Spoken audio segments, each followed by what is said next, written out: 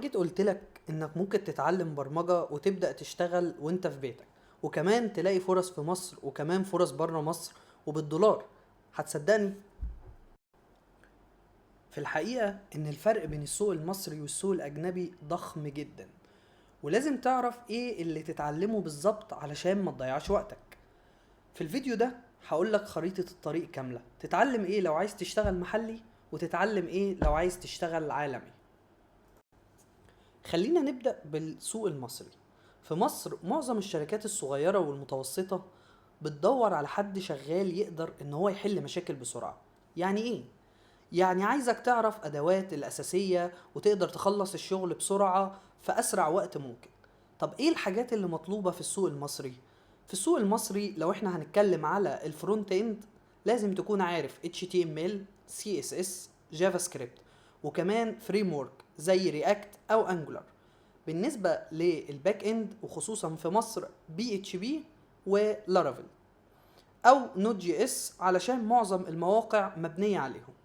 بالنسبة للداتابيز لازم تكون متعلم ماي اس كيو ال او مونجو دي بي. شوية وورد بريس.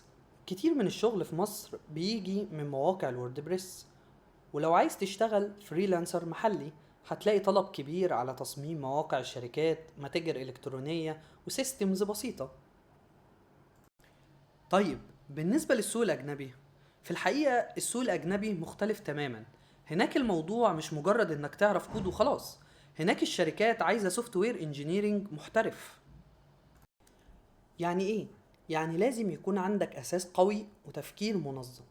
طيب إيه الحاجات اللي لازم تركز عليها لو أنت عايز تتارجت السوق الأجنبي؟ أولا الأساسيات، داتا ستراكشر والجوريزم، دي أي انترفيو لازم هيختبرك فيها.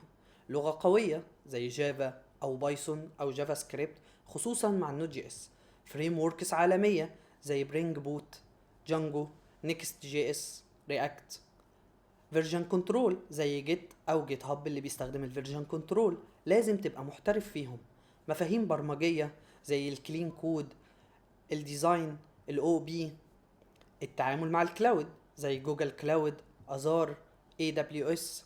واهم حاجة مستوى الانجليزي، لانك هتتعامل مع تيمز عالمية ومفيش حد هيكلمك بالعربي.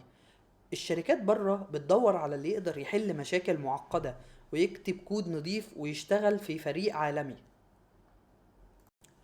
يبقى الخلاصة ايه؟ بص يا صديقي، السوق المصري بيدور على حد يعرف يعمل شغل بسرعة وبأقل تكلفة. فلو عايز تدخل في شغل بسرعة ركز على ماي اس كيو ال، رياكت، وورد بريس، بي اتش بي.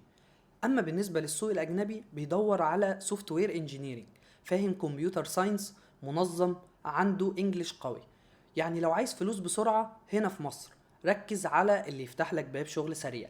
لكن لو هدفك تعمل كارير عالمي وبالدولار، استثمر وقتك في الكمبيوتر ساينس، لغات قوية، فهم عميق. وفي الاخر القرار عندك انت يا صديقي، هتركز على شغل محلي وتدخل السوق بسرعة ولا هتجهز نفسك للمستوى العالمي؟ في النهاية يا صديقي، ايا كان ايه هو اختيارك، المهم ان انت تشتغل على نفسك وتبدأ من النهاردة. ما تقولش انا هبدأ بكرة، ما تقولش انا هشوف الكورس ده بس هبدأ بكرة. لازم تبدأ من النهاردة علشان توصل لحلمك في اسرع وقت. اكتب لي في الكومنتات انت شايف نفسك فين، هتركز على السوق المصري ولا ناوي تطلع للسوق العالمي؟ ولو الفيديو ده وضح لك الطريق، دوس لايك واشترك في القناة علشان يوصلك باقي الكورسات والخرائط الجاية ان شاء الله.